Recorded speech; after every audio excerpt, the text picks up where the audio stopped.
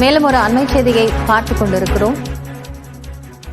எடப்பாடி பழனிசாமி தரப்பிலிருந்து தேர்தல் ஆணையத்திற்கு ஒரு கடிதம் எழுதப்பட்டிருக்கிறது. இரட்டை இலை விவகாரத்தை விசாரிக்கும் தேர்தல் ஆணையத்திற்கு அதிமுக பொதுச் செயலாளர் எடப்பாடி பழனிசாமி எழுதியிருக்கக்கூடிய கடிதத்தில் உட்கட்சி விவகாரங்களில் தேர்தல் ஆணையம் தலையிட முடியாது என குறிப்பிட்டிருக்கிறார். இரட்டை இலை சின்னம் தொடர்பான தன்னுடைய கருத்தை அவர் தெரிவித்திருக்கிறார். கூடுதல் தகவல்களை செய்தியாளர் அபினேஷிடம் கேட்கலாம். அபினேஷ், இந்த கடிதத்தில் இருக்கக்கூடிய முழு விவரம். இரட்டை இலை சின்னம் தொடர்பாக இந்திய தேர்தல் ஆணையத்திற்கு அதிமுக பொதுச் செயலர் எடப்பாடி பழனிசாமி எழுதியிருந்த கடிதம் தற்போது வெளியாகி இருக்கிறது. இந்த இரட்டை இலை சின்னம் தொடர்பாக ஏற்கனவே ஓ பன்னீர்செல்வம் மற்றும் எடப்பாடி பழனிசாமி ஆகியோர் தரப்பினர் நீதிமன்றத்தில் வழக்கு தொடர்ந்து அந்த வழக்கு நிலுவையில் இருக்கக்கூடிய நிலையில கடந்த வாரம் இந்த இரட்டை இலை சின்னம் தொடர்பான வழக்கில தேர்தல் ஆணையத்துல எடப்பாடி பழனிசாமி மற்றும் ஓ பன்னீர்செல்வம் தரப்பினர் இருவரும் விசாரணைக்கு ஆஜராகியிருந்தாங்க. அந்த அடிப்படையில அதிமுகவுடைய உட்கட்சி விவகாரம் தொடர்பான மூல வழக்கு முடியும் வரை இரட்டை இலை சின்னத்தை முடக்க கோரி திண்டுக்கலை சேர்ந்த சூரியமூர்த்தி என்பவர் தேர்தல் ஆணையத்துல மனு தாக்கல் செய்திருந்தார்.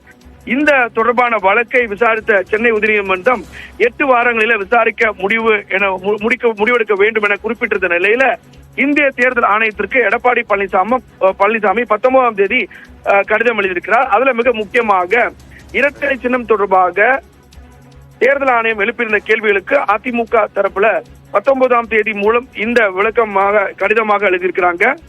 எடப்பாடி பழனிசாமி பதில் கடிதத்தை தேர்தல் ஆணையத்திற்கு நேரில் சென்று முன்னாள் அமைச்சர் சி வி சண்முகம் வழங்கியிருந்தார். மேலும் இந்த கடிதத்துல உட்கட்சி விவகாரங்களில தேர்தல் ஆணையம் தலையிட முடியாது எனவும் கடந்த 2022ஆம் ஆண்டு ஜூலை மாதம் நடைபெற்ற பொதுக்குழு தீர்மானங்களை ஏற்கனவே தேர்தல் ஆணையத்திற்கு அனுப்பி வைத்து அதையும் தேர்தல் ஆணையம் அங்கீகரித்துள்ளதாக எடப்பாடி பழனிசாமி எழுதக்கூடிய கடிதத்தில் குறிப்பிட்டிருக்கிறார்.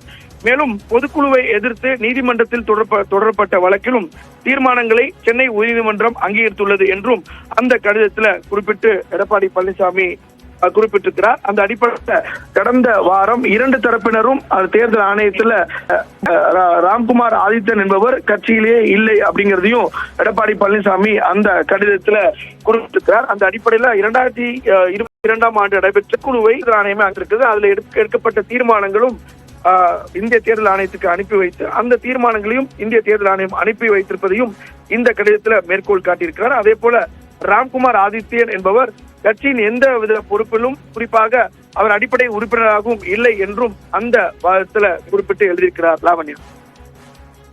அபினேஷ், இப்போ உட்கட்சி விவகாரத்துல தேர்தல் ஆணையம் தலையிட முடியாது அப்படிங்கிற ஒரு கருத்தை இபிஎஸ் குறிப்பிட்டிருக்கிறதுனால தேர்தல் ஆணையம் இந்த கருத்தை எப்படி பார்க்கும்? ஏற்கனவே வழக்கு நீதிமன்றத்தில் இருக்கக்கூடிய நிலையில இதுல என்ன போன்ற கருத்துக்கள் எடுத்துக்கொள்ளப்படும்? குறிப்பாக இதுல மூல வழக்கு அப்படிங்கிறத பொறுத்தவரை அந்த வழக்கு சென்னை உயர்நீதிமன்றத்துல பல்வேறு வழக்குகளாக நிலுவையில் இருக்கிறது. இருப்பினும் இதுல இந்த சின்னத்தை முடக்க கோரிதான் தேர்தல் ஆணையத்துல ஓ பன்னீர்செல்வம் தரப்பினர் ஒரு மனு கொடுத்திருந்தாங்க. அந்த மனு தொடர்பாக தான் இரட்டை இலை சின்னம் தொடர்பான வழக்குல தேர்தல் ஆணையத்துல 2 தரப்பினருமே நேரில் ஆஜராகி தன்னுடைய விளக்கத்தை கொடுத்திருந்தாங்க. கடந்த வாரம் சி வி சண்முகம் அதை கொடுத்திருந்தார். அதுல நீங்க குறிப்பிட்டு கேட்டது மாதிரி கட்சியுடைய பெரும்பான்மை நிர்வாகிகள் அதே போல ஏற்கனவே நடந்து முடிந்த தேர்தல் எல்லாம் சின்னம் என்பது எடப்பாடி பழனிசாமி அவர்களுக்கு ஆதரவாதான் தேர்தல் ஆணையம் வழங்கி இருந்தது அப்படிங்கிறதும் குறிப்பிடத்தக்கது. எனவே அந்த அடிப்படையில ஏற்கனவே நடைபெற்ற பொதுக்குழுவில் பொதுச் செயலராக எடப்பாடி பழனிசாமி தேர்வு செய்யப்பட்டதும் அதை நிறைவேற்றப்பட்ட தீர்மானங்களும் இந்திய தேர்தல் ஆணையத்துக்கு அனுப்பி வைக்கப்பட்டது. அதையும் தேர்தல் ஆணையம் அங்கீகரித்திருக்கிறது அப்படிங்கிறதையும் இந்த கடிதத்துல மேற்கோள் காட்டியிருக்கிறார். அது மட்டும் இல்லாம உட்கட்சி விவகாரங்கள்ல தேர்தல் ஆணையம் ஒரு குறிப்பிட்ட அளவிற்கு மேல் தலையிட முடியாது என்பதையும் இந்த கடிதத்தின் மூலமாக குறிப்பிட்டு காட்டியிருக்கிறார். அந்த அடிப்படையில இரட்டை இலை சின்னம் அப்படிங்கிறது ஏற்கனவே எங்கள் பக்கம் தான் இருக்கு. அது 2ஆக பிளவுபடவுள்ள கட்சி. அது குறிப்பிட்ட நபர்களை கட்சியின் சட்டத்திட்ட விதிமுறைகளுக்கு உட்பட்டு நீக்கியிருப்பதாகவும் ஏற்கனவே தேர்தல் ஆணையத்துல குறிப்பிட்டு தான் இந்த நடந்து முடிந்த தேர்தலில் கூட அந்த சின்னம் அப்படிங்கிறத பொறுத்தவரை உயர்நீதிமன்றமும் அந்த பொதுக்குழு தீர்மானத்தை அங்கீகரிச்சிருந்தாங்க. எடப்பாடி பழனிசாமி தரப்பினருக்கு தான் அந்த சின்னம் அதே போல கட்சி உள்ளிட்ட அனைத்தும் பயன்படுத்துவதற்கு அனுமதி அளித்து அதை அங்கீகரிச்சிருந்தாங்க.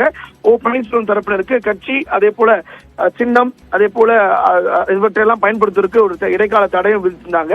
அந்த அடிப்படையில பார்க்கும்போது இந்த வழக்கு நிலுவையில் இருக்கக்கூடிய காரணத்தினால தேர்தல் ஆணையத்துல பன்னீர்செல்வம் தரப்பினர் சின்னத்தை முடக்கணும்னு கேட்டிருந்தனால இரண்டு தரப்பினரும் விளக்கம் கேட்டிருந்தாங்க. அந்த விளக்கத்தை கடந்த வாரம் நேரில் சென்று இந்த விளக்க கடிதத்தை கொடுத்தாங்க. அந்த கடிதத்தினுடைய நகல் தற்போது வெளியாகியிருக்கிறது. காயத்ரி. அபினேஷ், இப்போ இந்த விவகாரம் தொடர்பாக ஓபிஎஸ் தரப்பிலிருந்தும் இது போன்ற கருத்துக்கள் கேட்கப்பட்டிருக்கிறதா? இப்போ இந்த கருத்துக்களை தொடர்ந்து தேர்தல் ஆணையம் தரப்பிலிருந்து என்னென்ன பாசிபிலிட்டிஸ் இருக்கு இந்த டிசிஷனுக்காக? ரெண்டு தரப்புமே அவங்களுடைய விளக்கத்தை கொடுத்திருக்கிறாங்க. குறிப்பா ராம்குமார் ஆதித்யன், சூரியமூர்த்தி ஆகிய ரெண்டு பேருமே இந்த விவகாரத்துல பன்னீர்செல்வத்திற்கு ஆதரவான நிலைப்பாட்டை எடுத்து அதுல கட்சி தற்போது பிளவுபட்டிருக்கிறது. எனவே சின்னத்தை முடக்கணும், சின்னம் முடக்கணும் அப்படின்னு மனு கொடுத்திருந்தாங்க.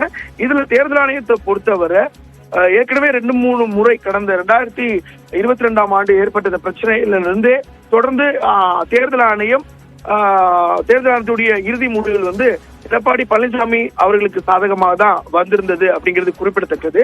தேர்தல் ஆணையத்தை பொறுத்தவரை பெரும்பான்மையான நிர்வாகிகள், அதே போல பெரும்பான்மையான நிர்வாகிகள் எந்த பக்கம் இருக்கிறாங்க அல்லது அந்த அடிப்படையில தான் இது கடந்த காலங்கள்ல சின்னம், கட்சி உள்ளிட்டவை எல்லாம் அங்கீகரித்து அதற்கான வழங்கி இருக்கிறாங்க. அதே போல் தேர்தல் ஆணையத்தை பொறுத்தவரை 2022 தீர்மானத்தையே இரண்டாக பிளவுபட்டு முதல் முறையாக எடப்பாடி பழனிசாமி அவர்கள் பொதுச் செயலாளராக தேர்வு செய்யப்பட்ட அந்த பொதுக்குழு தீர்மானத்தையும் அங்கீகரிச்சுட்டாங்க. என்டாஸ் பண்ணி அதையும் தேர்தல் ஆணையத்தோட இணையதளத்திலேயே வெளியிட்டு இருந்தாங்க.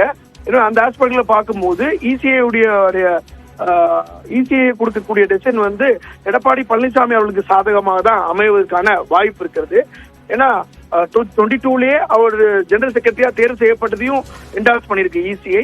அதே போல 24ல நடந்து முடிந்த மக்களவை தேர்தலிலும் இரட்டை இலை சின்னம் எடப்பாடி பழனிசாமி தரப்பினருக்கு தான் அது ஆதரவா இருந்தது. அதனாலதான் சுயேட்சை வேட்பாளரா பன்னீர்செல்வம் தரப்பினர் அப்போதும் அந்த சின்னத்துக்காக முறையிட்ட போது கூட அந்த வழக்கு சாதகமா அவங்களுக்கு வரல.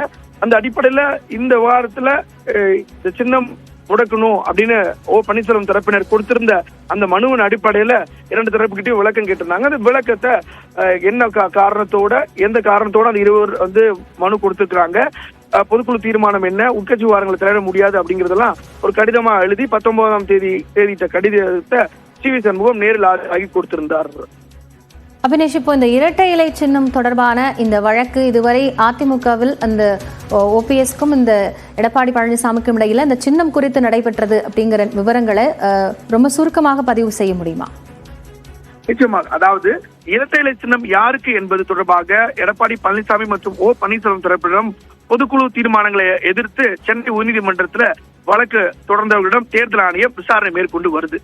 அந்த அடிப்படையில கடந்த 2014ஆம் ஆண்டு டிசம்பர் 5ஆம் தேதி மறைந்த முன்னாள் முதலமைச்சர் ஜெயலலிதாவுடைய மறைவுக்கு பிறகு தற்காலிக பொதுச் செயலாளரா சசிகலா தேர்வு செய்தாங்க.